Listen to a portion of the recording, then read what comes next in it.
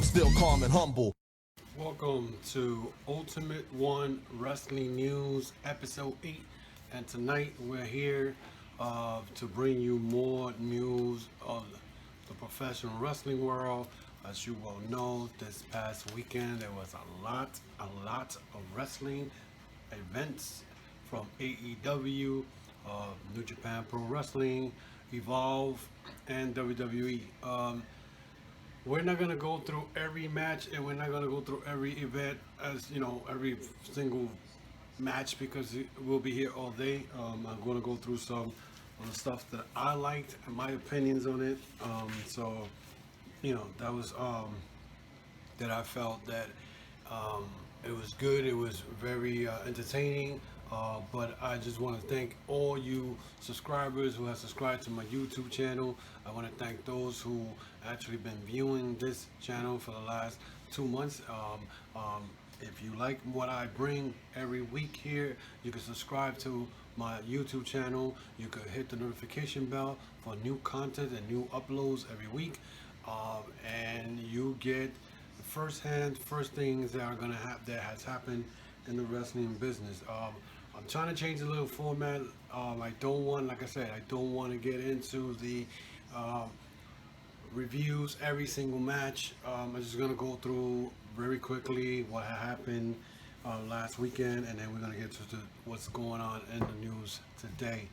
First of all, we're gonna go through real quick the first thing was I'm gonna go through the New Japan. The B block started last week, and as you well know, the B block started with the guys that teamed up the week before in Block A. When the Block A started in Los Angeles, so one of the matches that pretty much all the matches in New Japan were very interesting. There was an upset, and of course there were great matches. First of all, I was kind of surprised that Juice Robinson was able to beat Shingo Takagi, and I thought Shingo was going to go beat Juice Robinson and make a mark on himself in the heavyweight division. Apparently, that's not what happened. So Shingo ended up losing to Robinson last Saturday. John Moxley wrestled Taichi in that match when Moxley was coming to his entrance, which same style that he does when he was with the Shield, coming through the crowd. Taichi attacked him, trying to jump on him and trying to take the advantage of the match. But of course, you know how John Moxley is. He did his move. He ended up actually power bombing Taichi in a table outside the ring. And at the end, John Moxley ended up beating Taichi with a Death Rider DDT, and he wins that match. The upset of the night, which it kind of caught me off guard, because this what Naito has been wanting to do is to become the first New Japan wrestler to win the IWGP World Title and the IWGP Intercontinental Title, and he already has one, which is the Intercontinental Belt. He wants to be the first guy to ever hold both of them.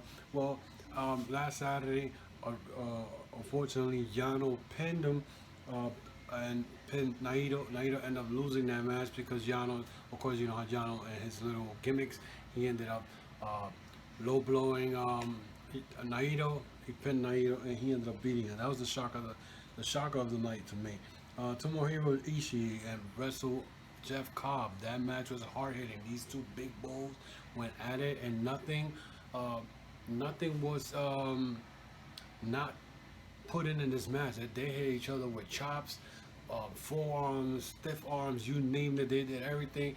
Jeff Cobb, of course, he did his thing, the suplex and all that stuff.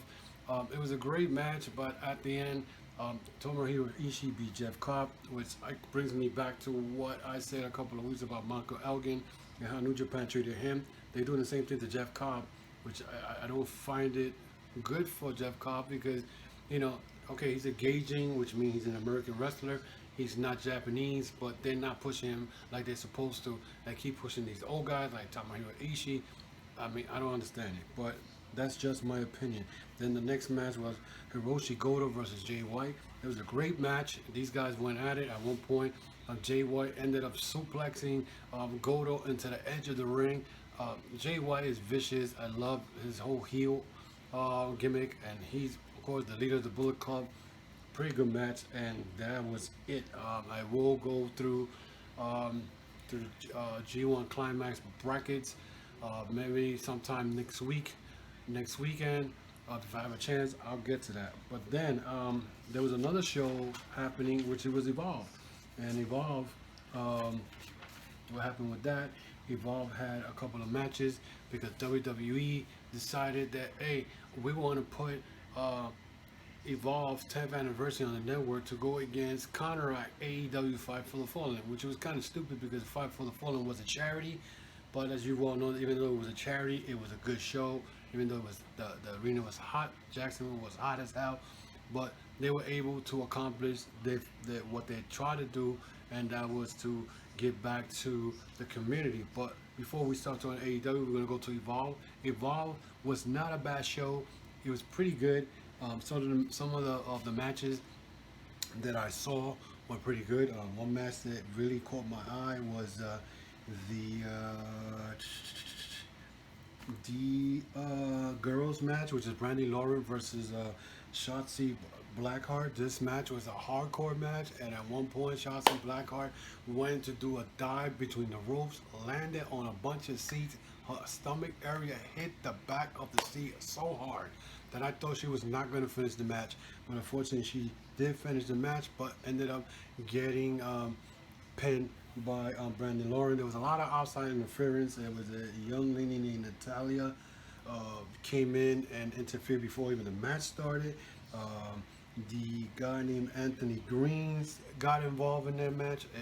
It was just chaotic, that match, but it was a great match. I like the girls. Uh, I'm loving how now women wrestling is taking it to the next level where they're putting themselves in a spot where they could, do hardcore stuff like the men. So that was a great match. There was also one guy that caught my eye in this event was Atua Roa. This guy looks like a Steve Blackman version from back in the Attitude Era. He looks good. He wrestled a guy named Anthony Henry, who's a MMA style wrestler. That match was pretty good, but Atua Roa ended up beating him. One match that caught my eyes also was Eddie Kingston and Joe Lacey, who was the Evolve Tag Team Champions. They ended up fighting AR Fox and Leo Ruff. AR Fox, I saw him in an AAW wrestling match with the LAX, and he showed me that he got a great wrestling skills, and it was pretty good. We also had 205 versus NXT, which was Drew Gulak versus Matt Riddle. I'm not a Matt Riddle fan. Ever since he started talking crap about Bill Goldberg, I really don't care for Matt Riddle. I mean, I think he's just a snob, but this match was pretty good. It was mostly submission style wrestling, which it was, kind of remind me what they try to do with New Japan with Zack Sabre Jr. when he wrestles. But this match was pretty good. Matt Riddle ended up winning that match. Austin Theory, the Evolved champion, wrestled against JD Drag, the WWN champion, for a unification match. Before the match started, there was a special ring announcer, and the guy was supposed to come. Brian Idol was supposed to be the special ring announcer. All he did was just stand in the ring, cough, and pretty much next thing you know, Paul Heyman came out, which was proper for me because Paul Heyman came to give his thanks to the fans because the event was done at the 2600 arena, which was the ECW arena back in the days. So Paul Heyman did his shtick thing also. He made fun of somebody who, one of the fans who tried to talk over him, tried to be part of the show. So he was a special ring announcer for the Austin Theory Evolve champ against JD Drag, the WWN champ.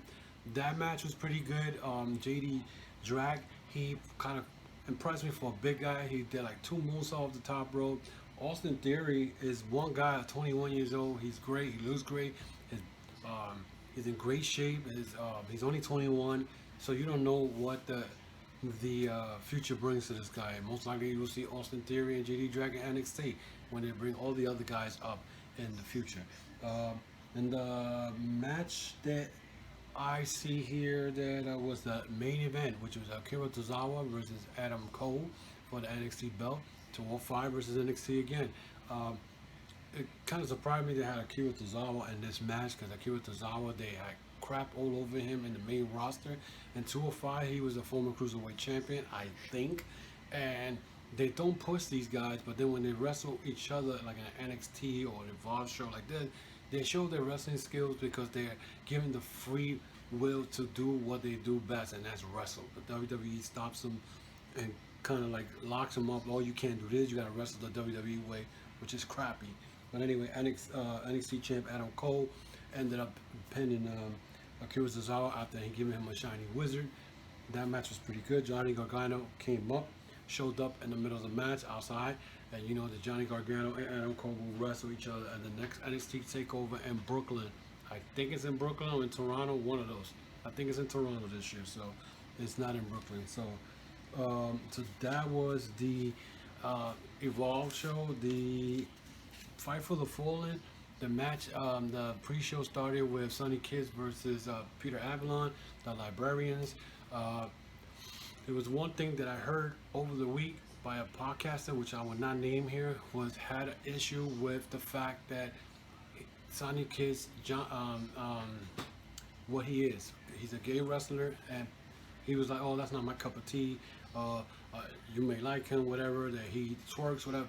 My point is, you already knew that when AEW started, they made it clear all genre, all genders will be allowed. So what if Sonny Kiss is gay and he does his little twerking without? That's his gimmick. And you know, and to me, he showed me that he was a great wrestler, not a great wrestler, but a good wrestler, and did a lot of high flying, risk taking spots. He ended up beating Peter Avalon in that match. Then we had oh god, I can't find it. Ooh, I'm losing my mind here. Then it was the tag team match between the girls, which it was Britt Baker and Riho against Kojima and Brie Braisley, whatever her name is. That match was pretty good. At one point, Brie Braisley jumped off the top rope, drop kicked Britt Baker, and gave her a concussion. And that's why at the middle of the match, you saw that she went to tag the wrong partner at one point in the match. So it was crazy, but Brie Braisley and Kojima end up defeating Britt Baker and Rio. So the next match was a 6-man tag. The beginning of the show was MJF, Sean Spears, Sammy Guevara versus Janela, Havoc, and Darby. That match was pretty good. It was a lot of comical stuff from MJF. I love him. I love MJF. He's the next great heel, very cocky, whatever he does it well. Well, that match, at one point, Janela did a Spicoli driver on Sammy Guevara outside, and as he landed on the edge of the ring, and Janela landed on the floor, he said, "F you, Cornette." I don't know where's that coming from, so I have no idea what's going on with that. But at the end, Sean Spears, MJF, Sammy Guevara beat Janela, Havoc, and Darby. The next match was the Brandy Rose versus Allie. That match, Brandy Rose ended up coming out with Awesome Khan. That match was a lot of botches from Brandy Rose. She needs to work on her wrestling skills. At the end of the match, the Awesome Khan kind of interfered, tried to get on top of the ring apron. Brandy Rose took advantage of it, speared Allie, and ended up pinning her at the end.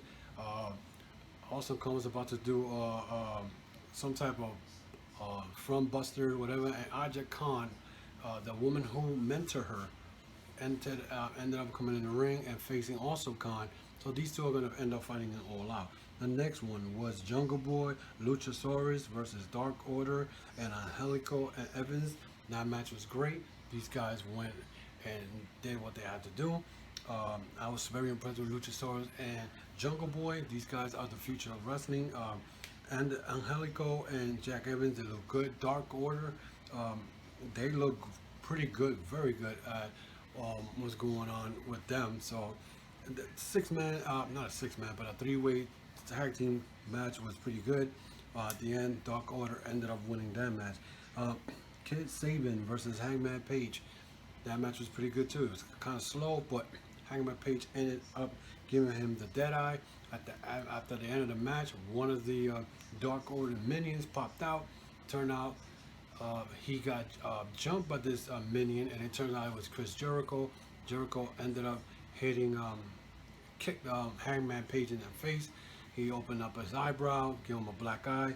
So, an accident nevertheless, but he got jumped by Jericho, which Jericho does that when there's a title on the line, so you gotta expect that. And then after that match, we had the SCU versus the Lucha Bros. Great match, high risk moves and everything. Lucha Bros ended up winning that match. After that, they challenged the Young Bucks to a ladder match for All Out, and I believe the AAA Tag Team titles are on the line for that match. So then CIMA versus Kenny Omega, great match. These guys CIMA showed one side of him that I did not see him when he wrestled Christopher Daniels. Pretty much, these guys went at it, and it was a great. I think they stole the show and on Saturday. So, but Kenny Omega ended up giving him the One Wing Angel, and Omega wins.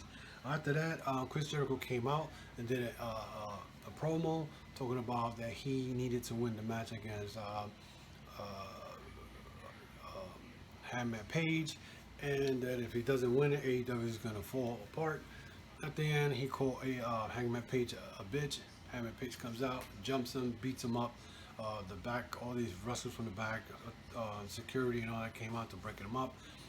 So that was pretty cool. So that's the setup already for AEW All Out for August. And then the match, the main event was the Young Bucks versus the Rhodes. The end. It was kind of a classic kind of match, old style, old school versus new school type of match.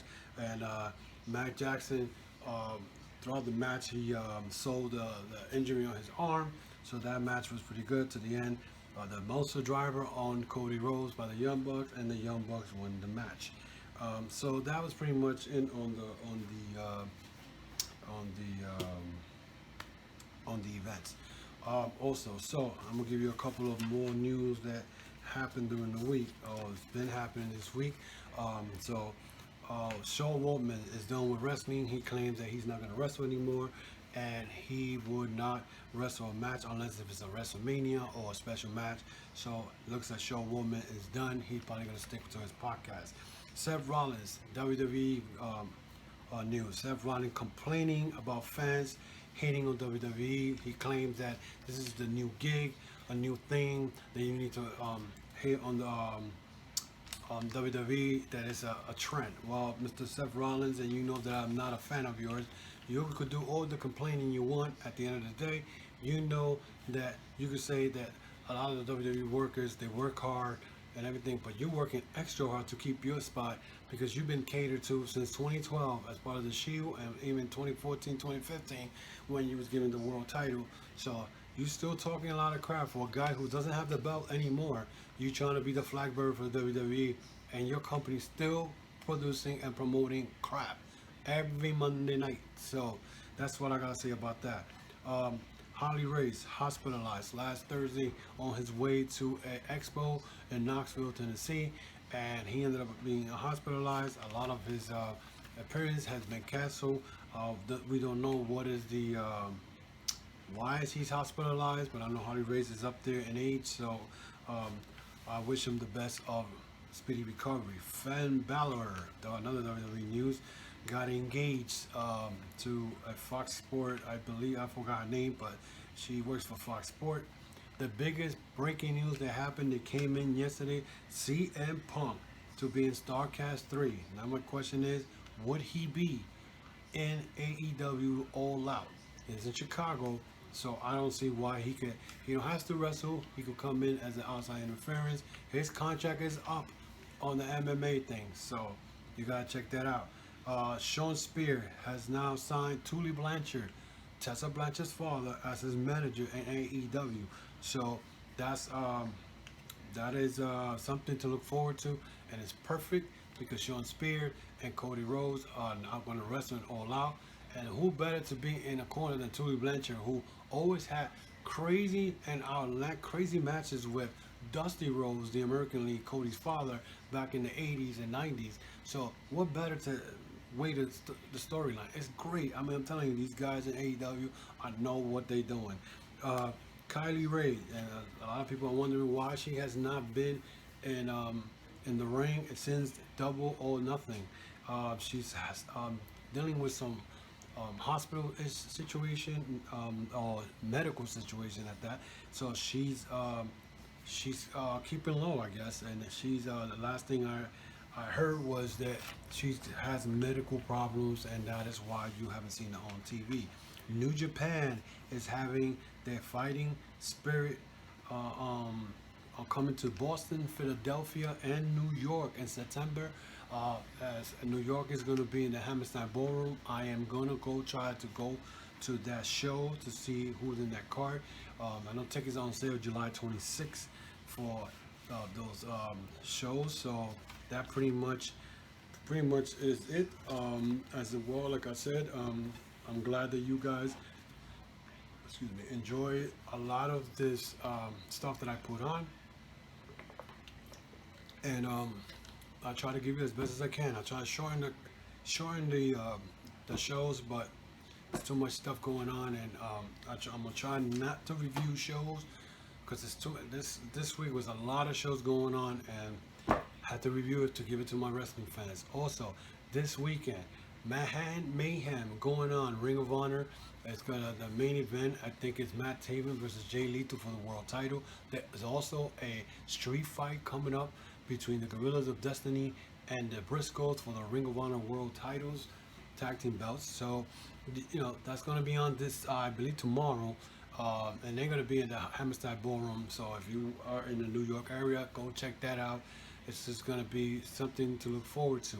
So for all you guys, again, I thank you for supporting my podcast here. If you'd like to subscribe to my channel, just hit the subscribe button, hit that thumbs up, hit the notification bell for new upload contents, and leave me a comment. Do not be afraid to leave me a comment, whether it's negative or positive. I will answer you back. Or if you're negative, I'm not answering. I'll let you be what you be, because that is your opinion, and who am I to judge? So with that, have a good night. I hope you all enjoy my show, and till next time, good night. Come get some. I'm the original ultimate.